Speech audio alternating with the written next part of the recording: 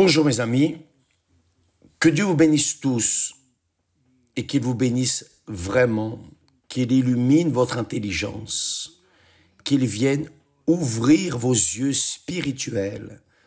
Vous savez que nous avons les yeux spirituels et les yeux physiques. Quiconque observe seulement avec les yeux physiques ne comprendra pas les choses spirituelles, évidemment, mais celui qui a des yeux spirituels,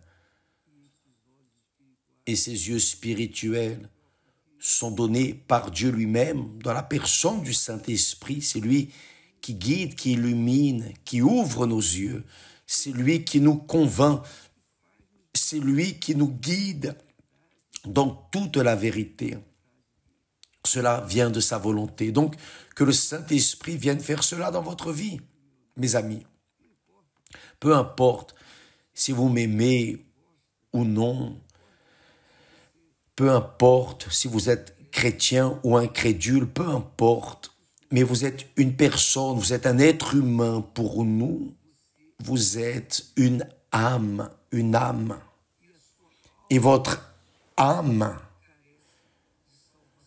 désire le salut, nos âmes désirent le salut.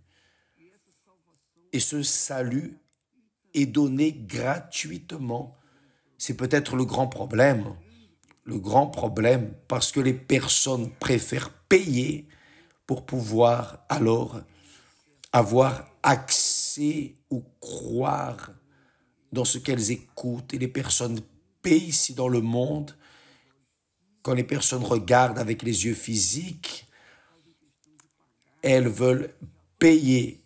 Et plus c'est cher, plus c'est précieux pour eux. Ils pensent ainsi. Mais quand la personne a les yeux spirituels ouverts, c'est ce que je demande à Dieu pour vous tous, pour que vous puissiez comprendre sa parole. Car si vous ne comprenez pas sa parole, vous n'arriverez à rien. Vous n'arriverez pas à vaincre votre ego, ce monde, et par-dessus tout l'enfer. Car nous avons une guerre ici-bas, et Dieu nous donne la capacité de vaincre cette guerre. Il nous donne tous les outils pour que nous puissions vaincre cette guerre. Et si nous ne vainquons pas, ce n'est pas sa faute. Il a donné les instruments, tout ce dont nous avions besoin. Maintenant, si nous ne voulons pas, si nous n'avons pas des oreilles pour entendre sa voix, des yeux spirituels, on ne va pas voir cela. Et c'est ce que je demande, que Dieu ouvre vos yeux, votre compréhension, que vous soyez bénis, votre mariage, votre famille, vos relations, votre vie professionnelle, votre corps soit en bonne santé, tout ce que je veux pour mes êtres chers, je le veux pour vous. Tout ce que je veux pour mes êtres chers, je le veux pour vous. Pas parce que je suis quelqu'un de bon, non, je suis plein de failles, mais c'est que celui qui a le Saint-Esprit pense comme Dieu, agit comme Dieu, fait ce que Dieu ferait s'il était là sur terre. Et l'une des choses que je peux faire et que je fais, c'est prier, demander, clamer, supplier pour vous tous, et que le Saint-Esprit entende ma voix et réponde à notre clameur en votre faveur. Voyez, nous parlons de vaincre. La Bible dit en Apocalypse que celui qui vaincra, dit le Seigneur Jésus. Le Seigneur Jésus-Christ, je ferai de lui une colonne dans le temple de mon Dieu. Et il n'en sortira plus. Dieu veut dire celui qu'on adore par-dessus. le seul digne de toute adoration, louange, respect, vénération, crainte. C'est Dieu lui-même, et Dieu est celui que nous servons, celui que nous adorons. Donc, si vous adorez votre épouse, votre époux, mère, père, enfant, qui que ce soit, vous êtes en train de faire de ces personnes votre Dieu, et pour cela votre vie n'avance pas. Pardon de parler ainsi, mais je ne peux pas omettre la vérité. Dieu est celui qu'on met à la première place dans notre vie, première place, avant nous-mêmes, que nous adorons, servons, à qui nous voulons plaire. Donc, il a dit, je ferai de lui une colonne dans le temple de mon Dieu, et il n'en sortira plus.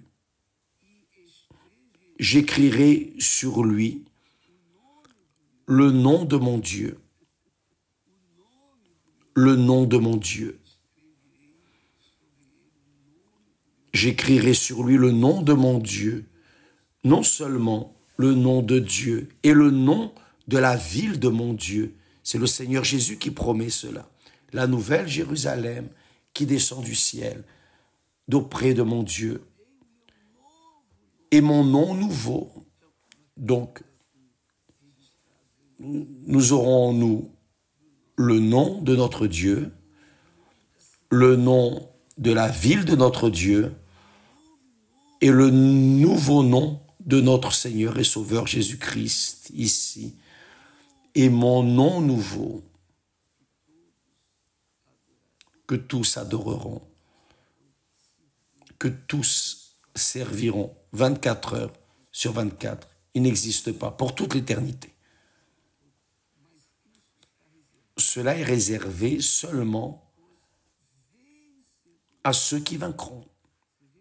Vous voyez que le Seigneur Jésus exige la victoire. Nous devons vaincre. Vous devez vaincre, je dois vaincre. Nous tous, nous devons vaincre maintenant. Vaincre quoi? Vaincre quoi, évêque? Que dois-je vaincre?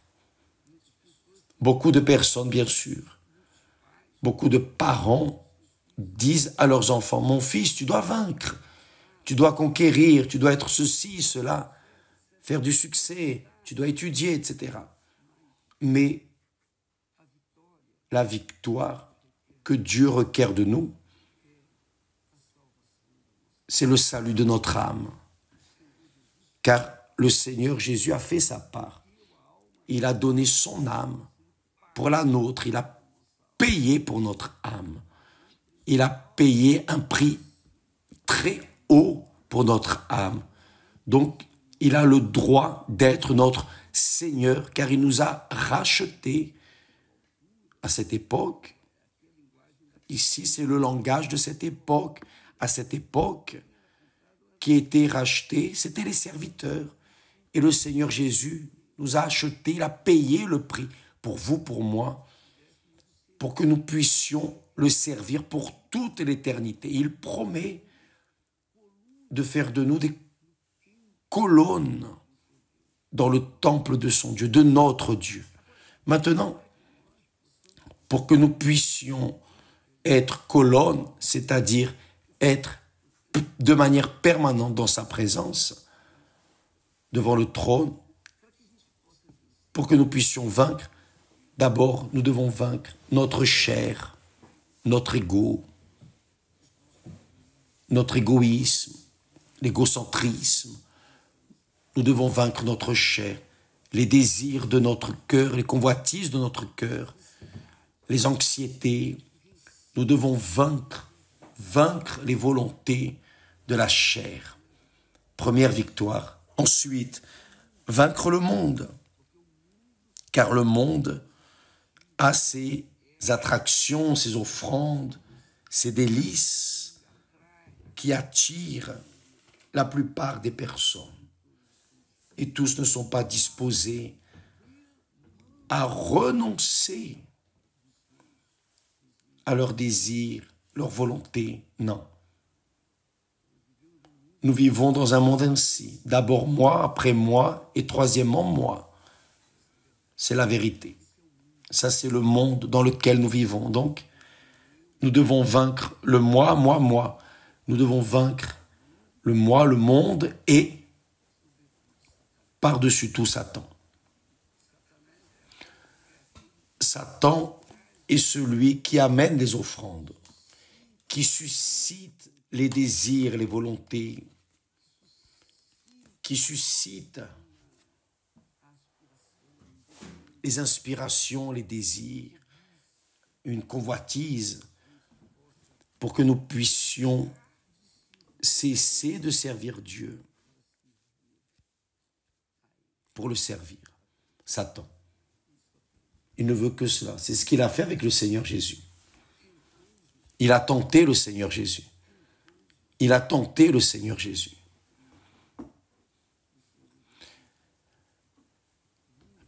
Et le Seigneur Jésus l'a vaincu, non par son pouvoir,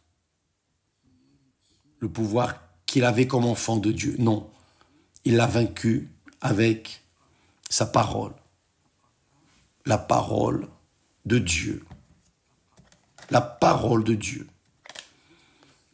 Pour vaincre, c'est là l'indication, l'astuce, vaincre-la, utiliser la parole de Dieu. Vous devez utiliser la parole de Dieu. Quand vient la pensée sale, utilisez la parole de Dieu et vous éliminez cette parole, ces pensées. Les pensées mauvaises, les pensées sales surgissent dans les têtes de tout le monde. C'est le diable qui souffle. Il a la liberté de souffler ses pensées, car ce royaume, c'est son monde, et nous sommes là comme des intrus dans son royaume. Lorsque nous livrons l'âme au Seigneur Jésus. Donc il dit, mais nous avons l'autorité, nous avons l'arme efficace contre les mauvaises pensées. Les mauvaises pensées, mes amis, viennent sur tous. Moi aussi, je suis victime de cela. Sauf que, quand les pensées mauvaises viennent, ces pensées sales, pourries, lorsqu'elles viennent, j'étais dans une guerre, j'ai dit, mon Dieu, qu'est-ce que je peux faire? Et le Saint-Esprit m'a enseigné à les vaincre. Vous savez comment? Chaque fois que le diable vient et m'apporte des pensées mauvaises, pourries, alors je me rappelle de louer mon Seigneur, de rendre grâce à Dieu. Oh mon Seigneur, je te loue, je te remercie. Tu es mon Seigneur. Me voici pour faire ta volonté. Dirige mes pensées, mon cœur, ma vie. Fais de moi ce que tu veux. Mais fais-le, car je veux te servir pour le reste de ma vie, pour toute l'éternité. Donc, quand nous commençons à louer Dieu, nous entrons en contact avec lui. Nous avons une communication directe avec lui, vous aussi. Il vous suffit de parler à Dieu et alors, le diable fuit, car le diable est. Vous voulez savoir ce que le diable est le plus? C'est lorsque nous servons Dieu avec des louanges. Lorsque nous adorons Dieu, ce n'est pas des louanges chantant des chansons émotives, belles, non. C'est en le louant en esprit, dans la conscience, une chose consciente, véritable, une chose qui est d'intelligence à intelligence, une chose sage. Vous parlez, vous reconnaissez le Seigneur comme votre Seigneur et Sauveur. Donc cela plaît à Dieu. Et évidemment, le diable est la louange, l'adoration à Dieu. C'est pour cela qu'il travaille fortement pour arracher le plus personne. Mais vous qui êtes une personne victime de mauvaises pensées, chaque fois que vous penserez de mauvaises choses, immédiatement, dans la pensée, vous adorez Dieu. Jésus, je te loue et remercie. Mais les pensées sont là. Seigneur, je te loue et remercie, car vous avez l'autorité. Vous avez l'autorité de parler, oui ou non. Vous n'avez pas l'autorité d'éviter que les pensées viennent. Elles viennent, mais vous avez votre pensée en Dieu, dans la parole de Dieu. Vous avez l'autorité, le pouvoir. Que vous soyez une personne de l'universel ou pas, peu importe.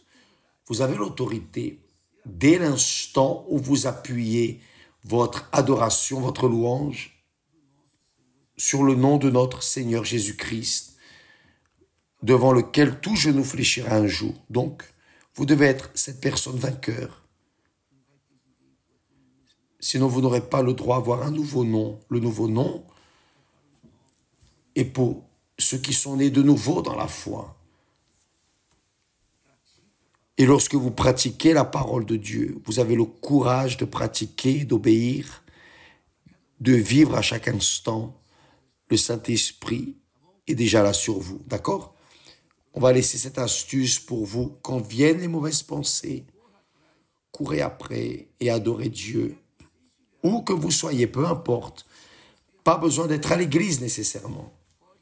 Vous pouvez l'adorer où que vous soyez. En pensée, vous pouvez. Je fais cela. Je fais beaucoup cela, grâce à Dieu. Que Dieu vous bénisse. Que le Saint-Esprit vous donne la direction, qu'il vous convainque, qu'il vous parle mieux que ce que nous avons dit. Car lorsqu'il parle, il ne laisse aucun doute. Que Dieu vous bénisse et à demain, au nom du Seigneur Jésus. Amen.